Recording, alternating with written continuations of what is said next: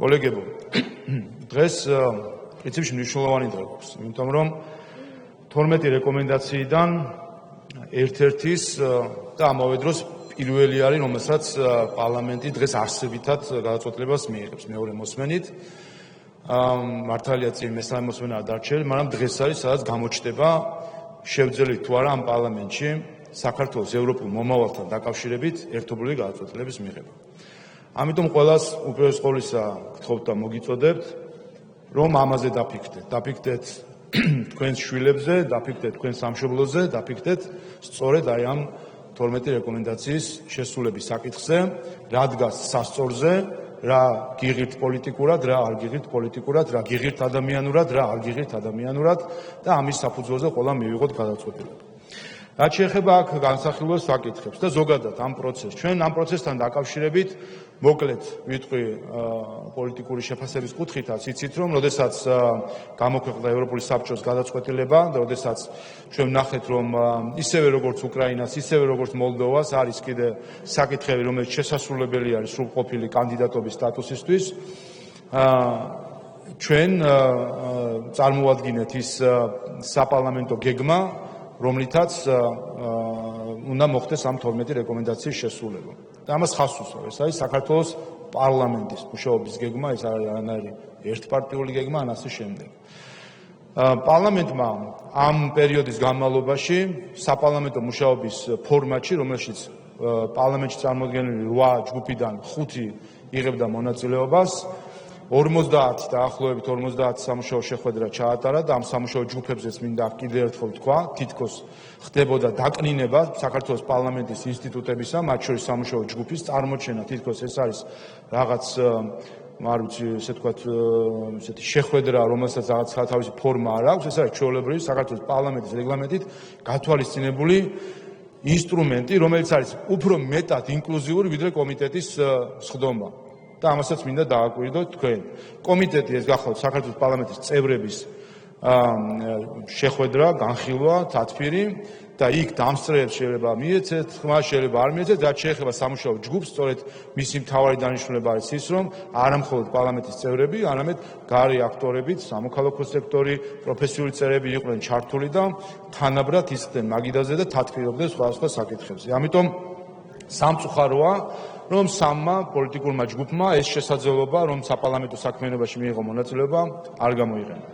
მაგრამ ესეც გავიარეთ. ნაწილობრივ ვართ კვლავ ამ პროცესში, ეს სამუშაო ჯგუფები იცით, რომ კვლავ მიმდინარეობს და აქ კიდევ ერთხელ მოგიწოდებთ ყველას, რომ რახან კომიტეტებზე მოდიხართ, რახან პლენარულ სხდომაზე მიდიხართ, რა პრობლემა გაქვს სამუშაო ჯგუფთან მე ვერ ხვდები, გამოდის რომ თქვენ მაშინ ახარისხებთ პარლამენტის ინსტრუმენტებს, რაღაცა თქვენთვის არის უფრო მეტად ლეგიტიმური, რაღაც ნაკლებად ლეგიტიმური, რაც უკვე თავისთავად საქართველოს პარლამენტზე როგორც ინსტიტუტის მიმართ არის არასწორი დამოკიდებულება და საქართველოს პარლამენტის რეგლამენტის მიმართ არის არასწორი დამოკიდებულება. ამიტომ კიდევ ერთხელ, თუ ესწრებით კომიტეტებს, თუ ესწრებით, თუ თვლით თავს ვალდებულად, როგორც საქართველოს ამორჩევლების წარმომადგენლები, დაესწროთ კომიტეტებს, დაესწროთ პარლამენტის პლენარულ სხდომას, ვფიქრობ, რომ ეს თქვენი შინაგანი ვალდებულება ასევე უნდა კარნახობდეთ, რომ დაესწროთ სამუშაო ჯგუფების სხდომასაც, ამიტომ მოგიწოდებთ, რომ ჩაერთოთ ამ საქმიანობაში, იცით, რომ რამდენიმე სამუშაო ჯგუფი საკმაოდ მნიშვნელოვან თემაზე ჯგუფს ჯერ კიდევ არ დაუსრულებია მუშაობა. რაც შეეხება საკითხებს, რომელზეც აქ იყო, ამის შემდეგ ეტაპი რაც იყო, ეს იყო, რომ შემოთავაზება უმრავლესობის ფრაქციის მხრიდან სხვა პოლიტიკურ ჯგუფების მიმართ, რომ ყოფილიყო კონსულტაცია ომბუდსმენის შერჩევის წესთან დაკავშირებით, აქაც 8-დან 5-მა, უბრალოდ 4-მა ოპოზიციურმა გამოიყენა ეს შესაძლებლობა და იყო კონსულტაცია, 3-მა ჯგუფმა არ გამოიყენა და ჩანს კიდევაც, რომ საბოლოო ჯამში ამით თქვენ საკუთარივე პოზიციები შეასუსტეთ იმ კუთხით, რომ ის კითხვები, რომელიც მათ შორის დღესაც მოვისმინე, ეს არის ის კითხვები, რომელიც თავის დროზე კონსულტაციების დროსაც იქნა განხილული და მე კომიტეტის ხელმძღვანელსაც ვაკვირდებოდი და იქაც იყო განხილული და რაღაც ჩანს, რომ უბრალოდ ინფორმაცია არ გაქვთ რაღაც საკითხებთან დაკავშირებით, ამიტომ ამაზეც შევეცდები კიდევ ერთხელ განმარტება გავაკეთო.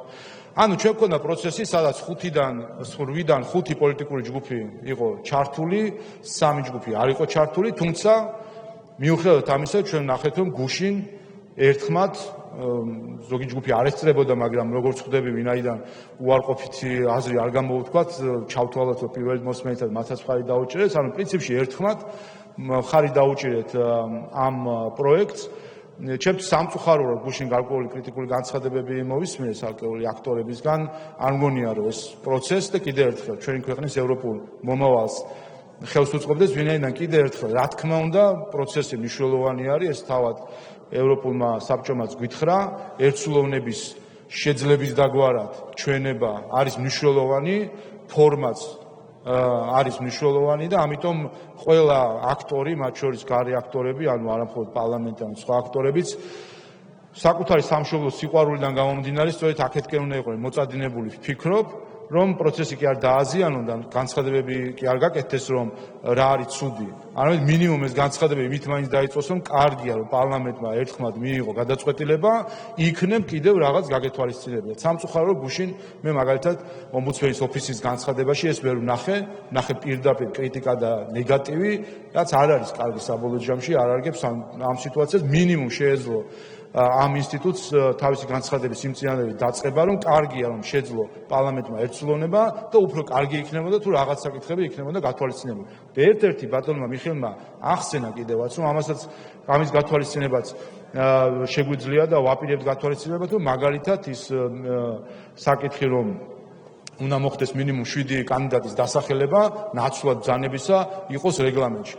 ბრძანებაზე ცალკე მოგახსენეთ, რომელიც ახლა იქცა რაღაც ისეთ საკითხად, თითქოს ამ ბრძანებაში იქნება სასწაულის საკითხები მოწესრიგებული. პროცედურა, აქედან გამომდინარე, რატომ გვაქვს ეს პროცედურა, რაც გვაქვს. ბატონმა მიხეილმა ახსნა ეს და მე მგონი ყველა შევთანხმდით და საბოლოო ჯამში ეს ყველაფერი დავიდა რაღაც 10 დღემდე, ვირტუალურ 10 დღემდე, რომელიც თურმე ყველაფერს წყვეტს. უკვე რამდენი დღე არის, ხო, რაც ცნობილი არის ეს მიდგომა, 1 სექტემბერს იქნა წარდგენილი კონცეფცია და დაინიცირებული პროექტი, ეს 1 სექტემბრიდან დღეს რა რიცხვი გვაქვს, 8 გვაქვს, ერთი კვირა გავიდა, ყველა ვიცით, შეგვიძლია ერთმანეთთანაც ვისაუბრეთ, ისეც გავცვალეთ მოსაზრებები, რა იგულისხმება, რა არ იგულისხმება, ბრძანებაში რა იქნება, რა იქნება, მეტნაკლებად მოვთელეთ. და ჩემი აზრით, თუ კი ვიქნებით გულცველი, თუ კი რაიმე არგუმენტი შეიძლება შინაარსობრივი ყოფილიყო, ის 10 დღეში ვერაფერი ვეღარ გაჩნდება. 2-3 დღე კიდე ხვალამდეც იყო, ხო?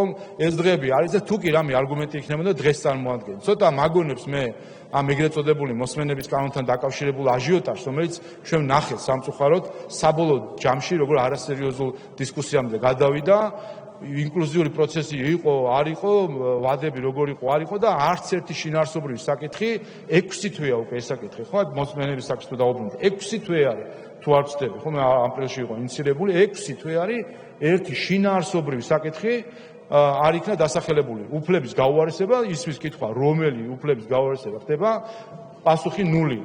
ევროპულ სტანდარტებს არ შეესაბამება, ისმის კითხვა, რომელ ევროპულ სტანდარტს არ შეესაბამება, პასუხი 0. ერთადერთი პასუხი არის, იცით რა, პროცესი ცოტა იქნებ ყოფილიყო სხვანაირი. იცით რა არის და ამაზეც მინდა ვთქვა, აღქმებზე რო არის ხოლმე და საუბარი და იცით ჩვენი დამოკიდებულება, ჩვენი მთელი ასე ვთქვათ, პრინციპი არის ის, რომ ამ აღქმებს, რომელიც სამწუხაროდ ძალიან მოჭარბებით არის და გავლენას ახდენს ჩვენს პოლიტიკაზე, დაუპირისპიროთ ფაქტები. და მაინც ხდება აღქმებზე და ბოლოს იქამდეც კი მიდის ეს ყველაფერი, რომ იცით რა, რასიზმი პოლიტიკაა და აღქმები წყვეტს ბევრ რამეს. ერთი რამე მინდა მეც პირადად ცხადად ვთქვა. ადამიანი, რომელიც საკუთარ დასკვნებს აკეთებს აღქმებზე, ამ ადამიანის ადგილი პოლიტიკაში არ არის. ადამიანი, რომელიც საკუთარ დასკვნებს აღქმების საფუძველზე აკეთებს, სწორედ ეს ადამიანი არის საშიში პოლიტიკისთვის. ამიტომ ეს დამოკიდებულება, რომ იქნებ რა მოხდებოდა, რომ 5 დღით მეტი განგვეხილა ან ნახლებით, პასუხი არის ძალიან მარტივი, მოხდებოდა ის, რომ არის ვადები და მათ შორის. ეხლა უბრუნდები, გუშინაც ჰქონდა ამაზე საუბარი და ეს თავის დროზე სხვათა შორის საარჩევნო რეფორმა როცა იყო, მათ შორის მაშინდელი წარმატებაც იმაში იყო, ჩვენ იმ სამუშაო ჯგუფში ვამბობდით, რომ ყველა გამოვიდეთ იმ საფრთხეებიდან, რასაც ჩვენ ვხედავთ, იმ შიშებიდან, რომელიც ჩვენ გვაქვს. და ჩვენი ერთი საფრთხე, რასაც ვხედავთ, არის ის და ეს ამას ღიასაც ვსაუბრობთ. არის ერთი რამ, რომ ჩვენ ვხედავთ საფრთხეს, რომ მოხდება 12 პუნქტის შესრულების დაბლოკვა, ასე ვთქვათ, რომ არ იყოს პოზიტიური გადაწყვეტილება ევროპული საბჭოს მხრიდან, საქართველოს არ მიიღოს კანდიდატის სტატუსი, ამით დარტყმა მიადგეს დამატებით ხელისუფლებას. ამას ჩვენ ვხედავთ რისკს, ამაზე ჩვენ ღიათად ვსაუბრობთ კონკრეტულ პოლიტიკურ ჯგუფებთან მიმართებით. ამ რისკებიდან ამოვდივართ და ესე ჩვენი ლეგიტიმური, მათ შორის ჩვენი სახელმწიფო პასუხისმგებლობიდან გამომდინარე ლეგიტიმური შიშია.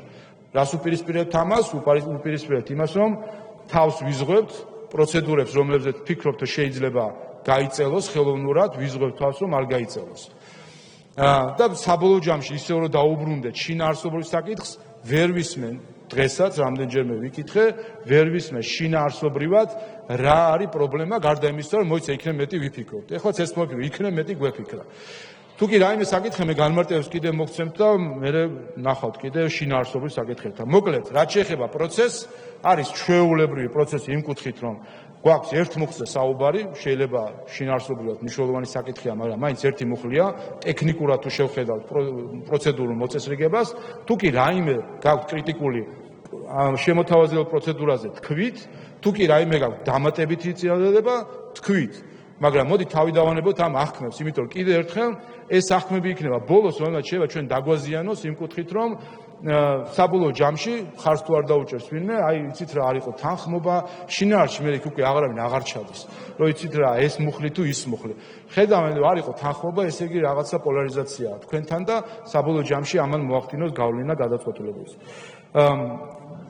რატომ 7?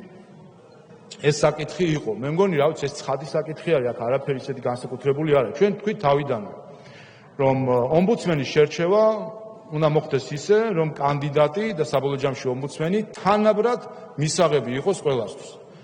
ანუ ეს ისე კი არ უნდა იყოს და წევან ბატონმა დავითმა თქვა, რომ თქვენ ამით გვიზღუდავთ, რომ ოპოზიციაო შევთანხმდეთ ერთ კანდიდატზეო და მე იმას დაუჭიროთ ხარო. დიახაც, ამას ზღუდავთ. ეს არ უნდა იყოს, რომ უმრავლესობა თქვენ მოაქციოთ გვირაბში, რომლიდანაც მხოლოდ ერთი გამოსავალი არის და შემდეგ თუ არ დაეთანხმება იმ ერთ კანდიდატს, თქვათ, რომ აი უმრავლესობა არ ეთანხმება. არ არის ეს ასე.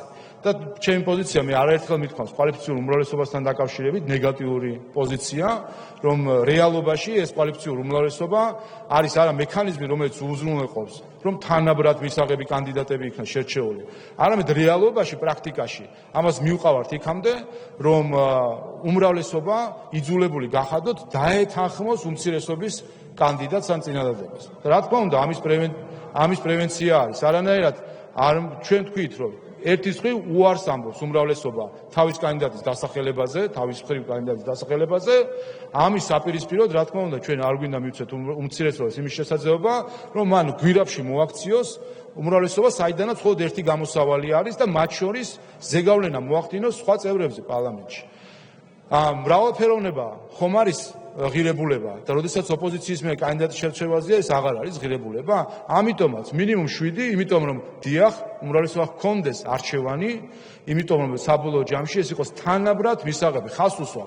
ეს არ უნდა იყოს ოპოზიციის თუ უმცირესობის თუ მისი ნაწილის მისაღები კანდიდატი, რომელზეც ის დაითანხმებს შემდეგ უმრავლესობას. ეს ანტიდემოკრატიული არის ზუსტადაც. გამოდის რომ უმცირესობა თავს ახევს თავისას უმრავლესობას და იცით თქვენ ამას რა ქვია სახელმწიფო მართლობის თეორიაში.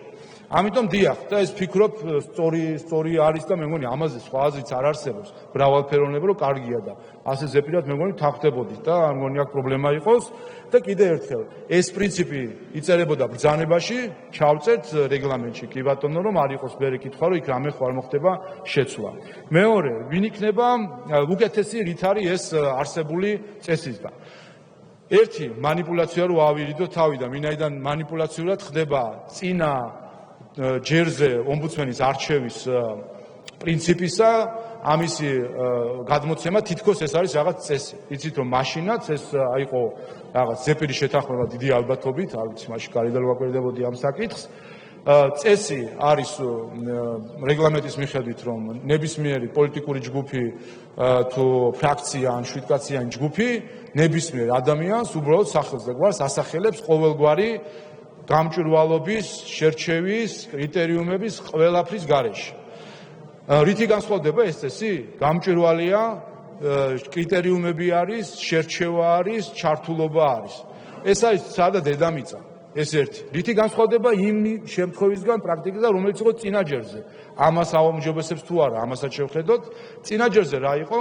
რამდენიმე არასამთავრობო ორგანიზაციამ, რომელიც ყოველგვარი კრიტერიუმების გარეშე იყო შერჩეული, ანუ თავი მოიყარა რამდენიმე ორგანიზაციამ, რომელიც თავს უწოდებს ავტორიტეტულ ყველაზე, ან უწოდებს ყველაზე გავლენიანს, ახლა ბოლო პერიოდში რაღაც ეს ტერმინი გახდა პოპულარული, რამდენიმე ორგანიზაციამ თავი მოიყარა, თქვა, რომ აი ეს ერთი ადამიანი და იმას დაეთანხო პარლამენტი. ამაში თუ თქვენ ხედავთ ინკლუზიურობას, ამას თუ ხედავთ როგორც გამჭვირვალე პროცესს და ამას თუ თქვენ ხედავთ როგორც ყველასთვის ხელმისაწვდომ პროცესს, ამ წესთან შედარებით რაც არის. მაშინ ჩვენ ვერ ვთანხმდებით რა არის გამჭვირვალობა, ინკლუზიურობა და ხელმისაწვდომობა. იმ პროცესში არ შეეძლო ადამიანს მონაწილეობა, კანდიდატს თავის დასახელება, ერთი, მეორე, ჩართული იყო მხოლოდ რამდენიმე ორგანიზაცია, არასამთავრობო, რომლებიც ასე ვთქვათ, ერთმანეთს კარგად იცნობენ და ან ერთმანეთთან არ ვიცი, შეუძლიათ კარგად თანამშრომლობა, ანუ შეიკრა რაღაც ჯგუფი და დღეს სხვათაშორის პლატფორმასთან გვაქვს ძალიან კარგი თანამშრომლობა, 200-მდე ორგანიზაცია მარტო პლატფორმაში არის გაწევრიანებული. რეგიონებში ორგანიზაციები, რომლებიც სამწუხაროდ აი ამ ეგრეთ წოდებულ გავლენიან ორგანიზაციებს დაჩრდილული ყავთ თავისი გავლენებით. და რატო არ იყვნენ ისინი ჩართულები? სად იყო მათი ხმა? არსად. ამიტომ ეს პროცესი, რა თქმა უნდა, უფრო გამჭვირვალეა, უფრო ინკლუზიური არის და ჩართულობის ხარისხი არის ცა და დედამიწა წინაჯერთან შედარებითაც. ამიტომ აქ კითხვის ნიშნებით არც კი არსებობს. ამაზე დისკუსიაც კი შეუძლებელია, რომ ეს წესი ამ ყველაფერს ჯობია. ამიტომ რა თქმა უნდა, ეს არის გაუმჯობესება. რაც შეეხება 9 კაციან ჯგუფს, ამასთან დაკავშირებით ესეც ითქვა, ესეც ჩაიწერა მათ შორის ოპოზიციასთან კონსულტაციით, რომ წინასწარ იქნება კონსულტაცია ოპოზიციასთან. მათ შორის ზეპირათად გითხარით, რაიმე პრეფერენციები არანაირი არ გვაქვს, მნიშვნელოვანი არის იყოს წარმომადგენლობა, ამაზე კონსულტაციები გვექნება და აქ რა გითხრათ, საქმე ხო საბოლოო ჯამში გვაჩვენებს ამ ყველაფერს, ხო? ანუ ჩვენი ინტერესი საბოლოო ჯამში რა არის, რომ არ გვაქვს ჩვენ კოალიციური უმრავლესობა, არავის ამ პარლამენტში, ჩვენი ინტერესი რა თქმა უნდა არ არის რაღაც ძალით რაღაცების გატანა, იმიტომ რომ ეს ვერც მოხდება, იმიტომ ესეთი უმრავლესობა ჩვენ არ გვაქვს. ამიტომ ჩვენი ინტერესი სწორედაც არის მათ შორის ამ 9 კაციან შესარჩევ ჯგუფში, რომ იყოს ისეთი, რომელზეც იქნება ყველასთვის მისაღები. ამიტომ ამ კუთხით კონსულტაციებს, რაც შეეხება ჩემი მხრიდან კონსულტაციების გავლას, ვარ აბსოლუტურად გახსნილი. მე გითხარით, რომ ერთადერთი მე მინდა თავიდან ავიცილოთ, რომ ამ 9 კაციან ჯგუფში არ იყვნენ აქტივისტები, ასე ვთქვათ, რომლის მიკერძოებულებში ჩვენ ან თქვენ გექნებათ ეჭვის შეგეპარებათ ეჭვი.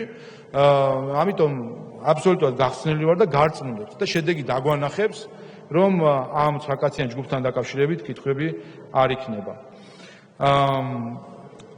რაც შეეხება როგორ აფასებს, ხო ესეც კითხვა დაისვა, შეფასების სისტემა ბატონ დავითისგან დაისვა ეს კითხვა. მე მგონი ამაზე იყო საუბარი კომიტეტზეც ისეც, რომ ერთი ამ ჯგუფს არ ექნებათ ესეც იწერება აქ, რომ დაბლოკვის საშუალება, ანუ საზოგადოებაც რო იცოდეს, პირობითად თუ შემოვიდა 50 განაცხადი პარლამენტში, რომ არის 50 მსურველი, რომ გახდეს ომბუდსმენი, ეს 9 კაციანი ჯგუფი უბრალოდ აფასებს იმ კრიტერიუმით, რომელიც ისევ რეგლამენტში წერია, ყველა ცალ-ცალკე აფასებს, თავის ფულას წერს, რა თქმა უნდა დაჯამებული ქულებიც იქნება, ცალ-ცალკე ქულებიც იქნება, ამავე დროს ყველა წევს შეუძლია თავისი დახასიათებაც მიაყოლოს ნებისმიერ კანდიდატს, დადებითიც და უარყოფითიც.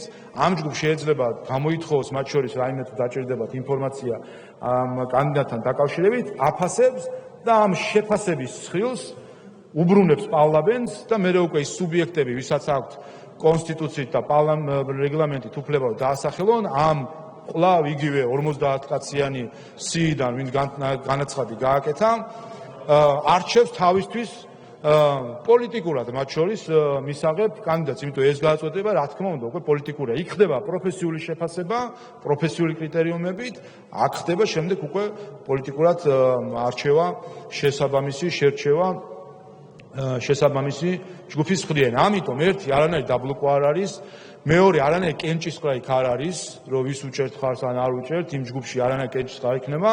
არის 9 კაციანი ჯგუფი, რომელიც არის 9 ინდივიდი, ასე ვთქვათ. ეს არ არის ერთიანი შეფასება, რა თქმა უნდა, ქულების დაჯამება მნიშვნელოვანი არის ჩვენთვისაც, რომ ვიცოდეთ, მაგრამ ეს ინდივიდუალური შეფასებებიც, რა თქმა უნდა, არ არის პრობლემა, რომ ვიცოდეთ. კიდევ ერთხელ ეს არის ჩვენთვის, ყველასთვის და თქვენთვის ამ შემთხვევაში განსაკუთრებით დამხმარე ინსტრუმენტი იმისთვის, რომ პროფესიული შეფასება ჰქონდეთ ადამიანების და მეორე ეს არის ინსტრუმენტი პარლამენტისთვის, რომ შესაძლოა მისცეს სამოქალაქო სექტორს ჩაერთოს პროცესში და იყოს პროფესიული შეფასების მონაწილე.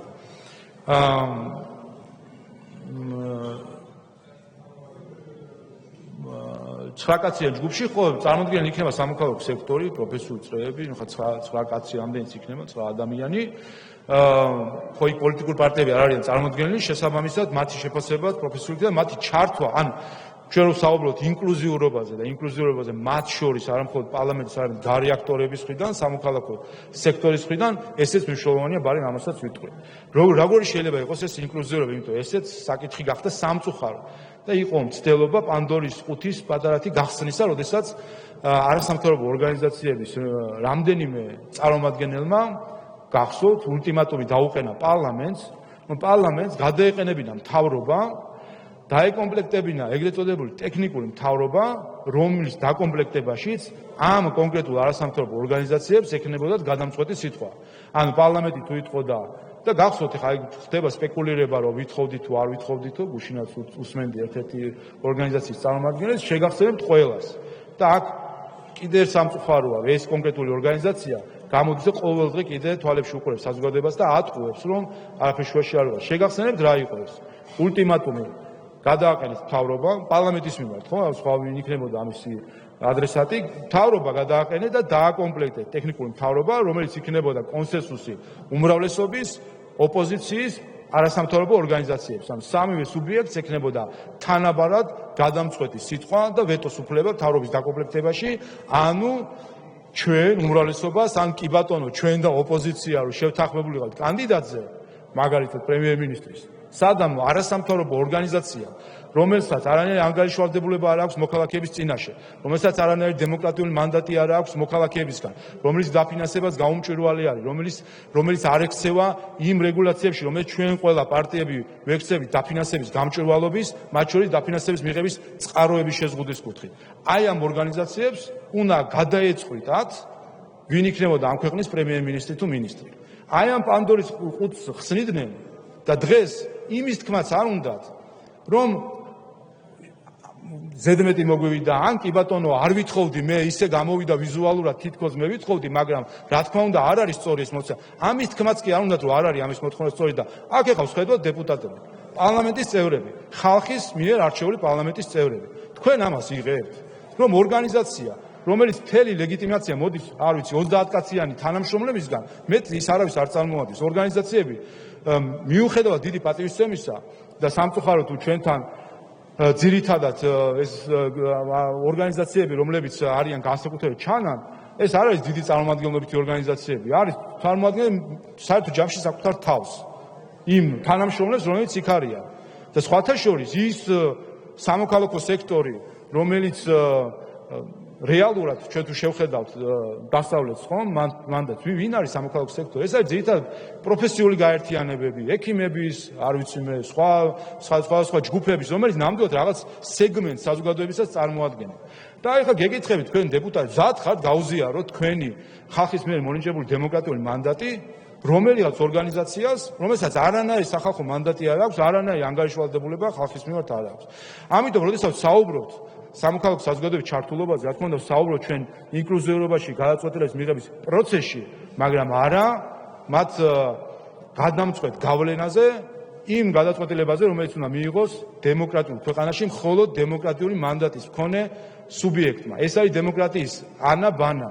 როგორც კი ეს უფლებამოსილება გადაეცემა პირს ან ორგანიზაციას, რომელსაც არ აქვს დემოკრატიული მანდატი, სწორედ ეს არის არაფორმალური ძალაუფლება. სწორედ ეს არის, რასაც თითქოს ერთის ხელით ებრძვიან და მეორეს ხელით საკუთარი თავისთვის სწორედ ამ არაფორმალურ ძალაუფლებას ითხოვენ. ამიტომ რა თქმა უნდა ჩართულობა, მაგრამ ჩართულობა იმისთვის, რომ გავიგოთ მეტი პროფესიული აზრი, მეტი გარკვეული სეგმენტების, საზოგადოების სეგმენტების აზრი, მაგრამ როდესაც საქმე ეხება გადაწყვეტილებას, აქ ამასიანს გავიხსენე, მაშინ როდესაც თქვენ მე ამირჩიეთ პარლამენტის თავმჯდომარედ, იმ სიტყვაში მე ვთქვი, რომ საპარლამენტო სუვერენიტეტი ეს იქნება ერთ-ერთი მთავარი პრინციპი, რომელსაც მე როგორც პარლამენტის თავმჯდომარე დავიცავ, მათ შორის ამას გულისხმობს საპარლამენტო სუვერენიტეტი, რომ გადაწყვეტილებები დემოკრატიული წესით უნდა მივიღოთ და ის ძალაუფლება, რომელიც აქვს ხალხს, ეს ჯაჭვი ძალაუფლებისა ჩვენ არ უნდა გავწყვიტოთ და გადაწყვეტილებები ასე უნდა იქნას მიღებული. ამიტომ ჩართულობა, რა თქმა უნდა, იქნება პროფესიული აზრის გასათვალისწინებლად, მათ შორის პროფესიული ასე ვთქვათ, წრეების, მოსაზრებები, ვინაიდან კანდიდატები სავარაუდოდ ამ წრიდან იქნებიან, ამ მოსაზრებების გასათვალისწინებლად. რაც შეეხება ბრძანებას, ბატონმა აკაკიმაც იკითხა, რომ ეს ბრძანების შინაარსი ან ასე შემდეგ. ბატონო აკაკი მინაშვილს მიმართავ და ბატონ დავით უსუფაშვილსაც მიმართავ. ბრძანებას დიახ გამოსცემს პარლამენტის თავმჯდომარე, მაგრამ ისევე როგორც 9 კაციან ჯგუფთან დაკავშირებით, აქაც მე მინდა დაგიდასტუროთ, რომ იმ პოლიტიკურ ჯგუფებს, რომელიც ხარს დაუჭერთ ამ ცვლილებას, მე მზად ვარ გავიარო კონსულტაცია ამ ბრძანებასთან დაკავშირებით, ტექსტით გაგაცნოთ, თქვენი მოსაზრებებიც მოვისმინოთ, არაფერი. აი ვადასთან დაკავშირებით აგიხსენით ახლა სხვანაირად მე ვეღარ ავხსნი, მაგრამ კიდევ ერთხელ უყურეთ 9 კაციან ჯგუფთან დაკავშირებით. გავილი კონსულტაციას პოლიტიკურ ჯგუფებთან, ბრძანებასთან დაკავშირებითაც. ყველა პოლიტიკური ჯგუფი, ვინც ხარს დაუჭერს რეგლამენტის ცვლილებას, ამ ყველა პოლიტიკურ ჯგუფთან გავილი კონსულტაცია. ვინც ხარს არ დაუჭერს, რა თქმა უნდა, აი ესე ბატონო? რა.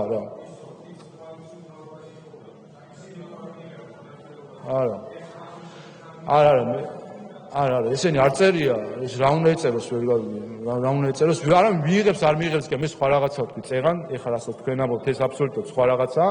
მე ვთქვი, რომ სამოქალაქო საზოგადოების ჩართულობის ფორმა რა უნდა იყოს, ჩართულობის ფორმა არის კონსულტაციის გაწევა და არა გადაწყვეტილების წინაშე დაყენება. ამის თქმა მინდა და მე მგონი თქვენ როგორც პარლამენტის წევრმა ეს უნდა დააფასოთ და პირიქით ხარი დაუჭიროთ, რომ თქვენ გადაწყვეტილების, ერთადერთი გადაწყვეტილების წინაშე უნდა დაგაყენოთ იმ სუბიექტმა, რომელსაც არ აქვს დემოკრატიული ლეგიტიმაცია, თქვენ კონსულტაცია უნდა გაგიწიოთ რაღაც გადაწყვეტილების მიღებაში. რაც შეეხება ბრძანებასთან დაკავშირებით საკითხს, მე გითხარით, რომ თუ კითხვის ნიშანი იმასთან დაკავშირებით არის, რომ ბრძანების ტექსტში რა ეწერება, როგორ ბრძანებას მიიღებს პარლამენტის თავმჯდომარე, გითხარით, რომ ამ პროექტსაც გაგაცნობთ წინასწარ. თქვენ მოსაზრებებსაც მოვისმენ, კონსულტაციასაც გავილი და ასე მივიღებ ამ ბრძანებას. ის რომ ბრძანება მისაღებია, ამაზე წინა მერე უნდა მივიღოთ ბრძანება. არა, ბრძანება იქნება რა შემდეგ, რაც კანონს მივიღებთ, ხო? კანონმა უნდა მომცეს მე საშუალება, რომ ბრძანება მივიღო, ხო? ეხლა სხვა მეტი ერთი ყველა ვთანხმდებით, რომ ბრძანება საჭიროა, იმიტომ არის საკითხი, რომელიც იქ უნდა მოწესრიგდეს. მეორე, რომ ამ ბრძანებას თუ გამოსცემს, უნდა გასცეს პარლამენტის თავმჯდომარე და მესამე, მიუხედავად იმისა, რომ შემიძლია მათ შორის ერთპიროვნულად გამოცემ, ამბობ, რომ გავილი კონსულტაციას, საჯაროც იქნება მოგცემთ პროექტს, განვიხილოთ. არ არის პრობლემა ამ საკითხთან დაკავშირებით. ის პროექტი მათ შორის ბატონ მიხეილს ჰქონდა და კომიტეტზე გაჩვენა თქვენ ხო მონახაზი მაქვს ამ პროექტის. იქ არის ტექნიკური საკითხები, გეტყვით რა საკითხები უნდა მოწესრიგდეს, ხო? კიდევ ერთხელ. არა, რა იცით, მოგეთ თუ კანონს ხარს არ დაუჭერთ, მე მოგეთ რა გითხრათ, იცით, მე წერან დავიწყე და მე ბოლოს ამითაც დავასრულე. ჩვენ ხო გვესმის, რაც რამდენად სერიოზულ პროცესში ვართ, ხო ამას ამბობთ, ხო ამას ამტკიცებთ, ხომ ეს გინდა. ხო გვესმის რა პროცესში ვართ და ამ პროცესის ერთ-ერთი ნაწილი რომ არის თანხმობით გადაწყვეტილების მიღება, ეს ხომ გესმით. მე აგიხსენეთ ჩემი და მათ შორის ჩემი გუნდის შიში იმასთან დაკავშირებით, რომ ჩვენ გვაქვს ჩვენი ეჭვები, რომ არის პოლიტიკური ჯგუფები, რომლებსაც უნდათ პირიქით აჩვენონ, რომ არ არის თანხმობა და ამ არათანხმობის ჩვენებით შეაფერხონ კანდიდატის სტატუსის მიცემა. ეს ამ რის ჩვენ ხედავთ, ამ რის ჩვენ მათ შორის არგუმენტირებულადაც ვამბობთ. რაც ჩათვალეთ არგუმენტირებული არის თუ არ არის, ეს კი არის და უნდა გაითვალისწინოთ ეს შიში არის და ამას უნდა შეხედოთ. იმისთვის რომ ამისგან თავისარიდება იყოს, უნდა ყველანაირად წავახალისოთ, რომ იყოს თანხმობით გადაწყვეტილების მიღება. ეხლა თქვენ თუ გინდათ რომ თან ხარი არ დაუჭიროთ კანონ პროექტს და ამით შექმნათ ვიზუალი, ეს თანხმობით არ იყოს. და თან იყოს შემდეგ კონსულტაციის მონაწილე, ეს უბრალოდ პოლიტიკურად არასერიოზული არის, უყურეთ. ანუ თქვენ როგორ გინდათ? თქვენ როგორ უყურეთ? კარგი. აგიხსნით. კიდევ ერთხელ აგიხსნით. მოგეთ, უყურეთ. უყურეთ. კიდე ერთი. პოლიტიკა გულისხმობს პასუხისმგებლობას, ხომ ბატონო ვაგაგი მეთანხმებით. პასუხისმგებლობა გულისხმობს მათ შორის გადაწყვეტილებებზე პასუხისმგებლობის აღებას. მათ შორის რაღაც გადაწყვეტილების მიღებას, ხომ? თუკი თქვენ არ გინდათ აიღოთ პასუხისმგებლობა გადაწყვეტილებაზე, რომელიც შეეხება რეგლამენტს, ხომ? მაშინ თქვენ რაღაცით აიღეთ პასუხისმგებლობას გადაწყვეტილებას, რომელიც შეეხება ბრძანებას, აქედან გამოდის თვითონ ლოგიკურად, რომ თქვენ პროცესისთვის მაშინ ხელი შეშლა გინდათ, ხომ?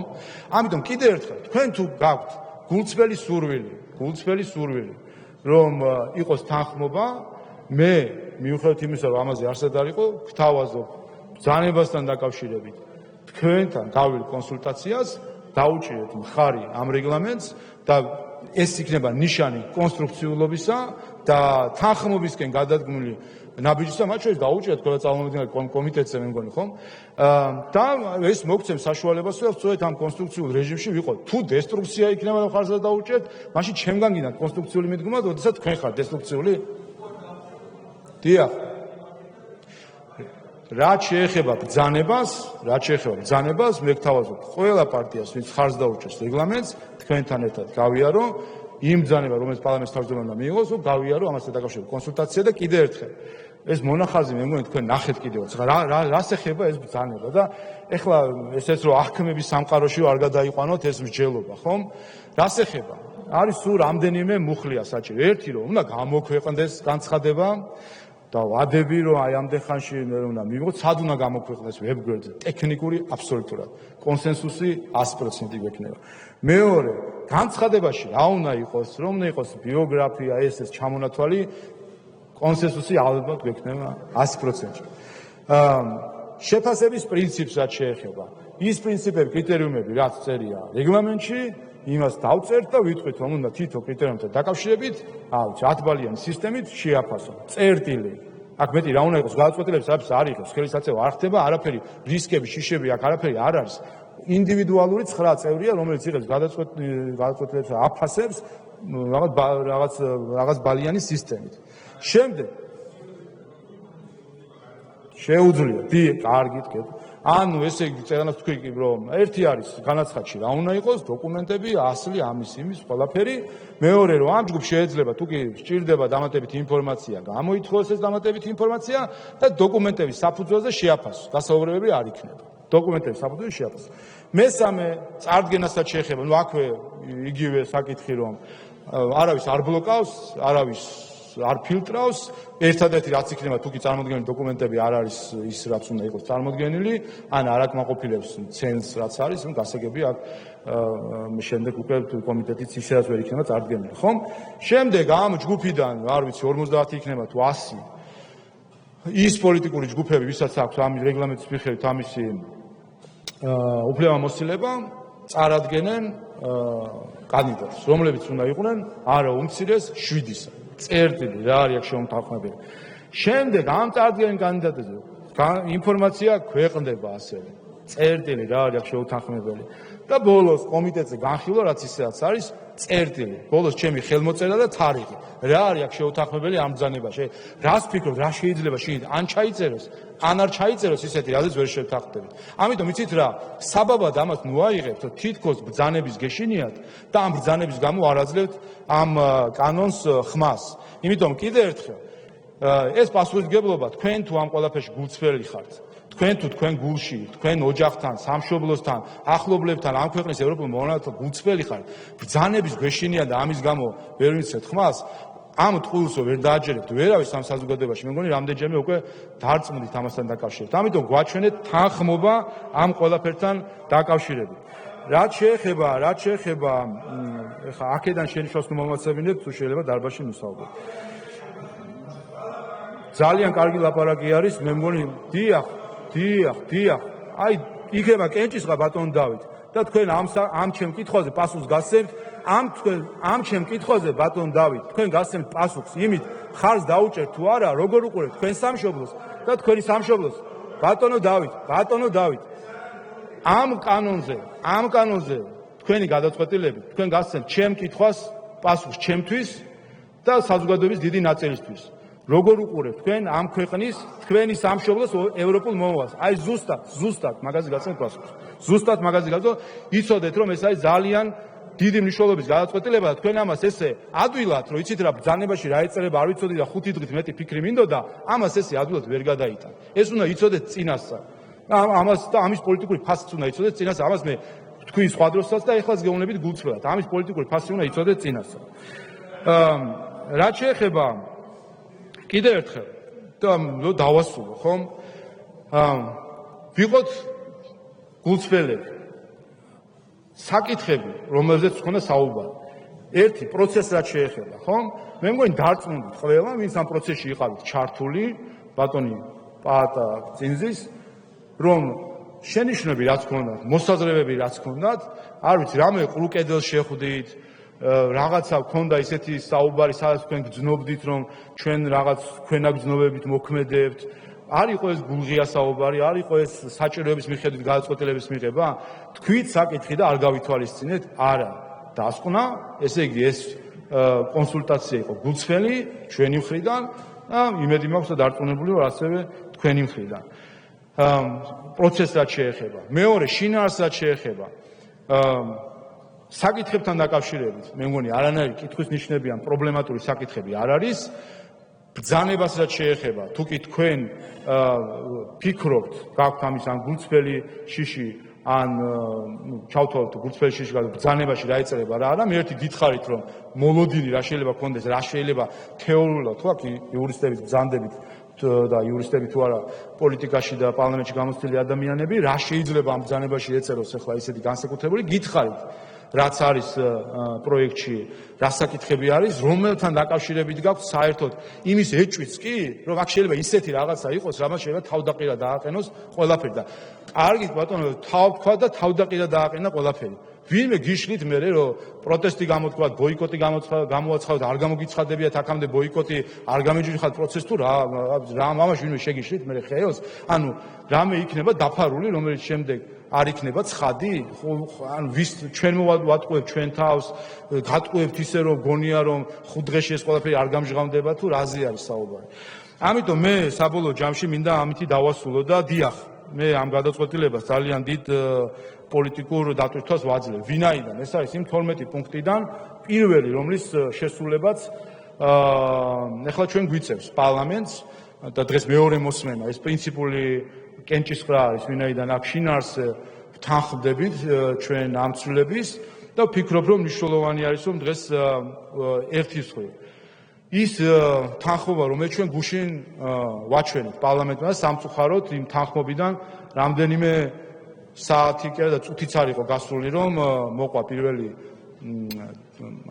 დარტყმა ამ თავხმობას და რაღაც კრიტიკასავით, მაგრამ მე იმედი მაქვს, რომ თქვენი პოლიტიკური პასუხისმგებლობით, იმ პასუხისმგებლობით, რომელიც თქვენი ამორჩევლების წინაშე გაქვთ და იმ პასუხისმგებლობით, რომელიც თქვენი სამშობლოს წინაშე გაქვთ და იმ ევროპული მომავლის წინაშე პასუხისმგებლობით მიიღებთ ამ გადაწყვეტილებას, ვინაიდან ყველა ვთანხმდებით. ამაში ყველა ვთანხმდებით, რომ თანხმობით მიღებულ გადაწყვეტილებას აქვს დღეს დიდი ფასი და მნიშვნელობა.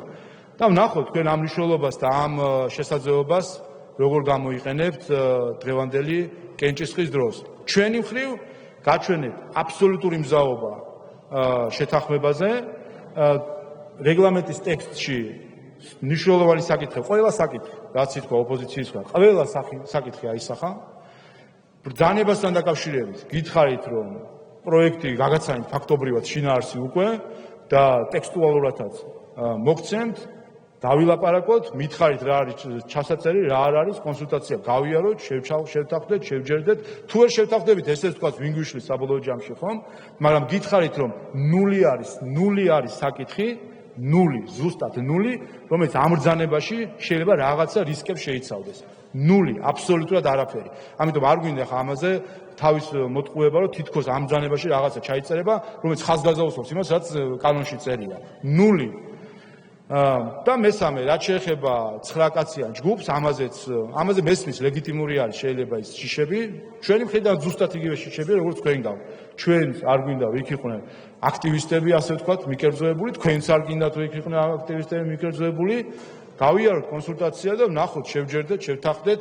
ჩვენი ინტერესი არის ზუსტად ის, რომ თქვენ რაღაც არ დაგაბრალოთ და თქვენი ინტერესი არის, რომ თქვენ არ დაგაბრალოთ, ხომ ახლა კიდევ ერთხელ აქ თავის მოტყუებას არავინ არ აპირებს, ამიტომ კიდევ ერთხელ მოგიწოდებთ, რომ კენჭისყრები მართალია ჯერ არ გვექნება, რამდენიმე საათში იქნება, მაგრამ კიდევ ერთხელ მოგიწოდებთ, რომ პირველი გადაწყვეტილება, რომელიც ამ პარლამენტს უწევს 12 პუნქტთან დაკავშირებით, დავიწყოთ თანხმობით, ვინაიდან ეს მოგცემს შესაძლებლობას, ჩვენც მოგცემს შესაძლებლობას იმისთვის, რომ კონსტრუქციული ატმოსფერო რაღაცნაირად დამკვიდრდეს და გაიხსნას შესაძლებლობა ურთიერთთანხმობით გადაწყვეტილების მიღებისა. ამ ყოველ შემთხვევაში, თუ კი რაღაცაზე ვერ შევთანხმდებით, ის მაინც მოახერხოთ, რომ თქვათ, რომ არის რაღაც საგნობრივი არგუმენტები, მაგრამ ეს არ არის, ესე ვთქვათ, ბოროტსა და კეთილს შორის შეიძლება არჩევანის საკითხები, მაგრამ კიდევ ერთხელ მოგიწოდებთ ხარდაჭერისკენ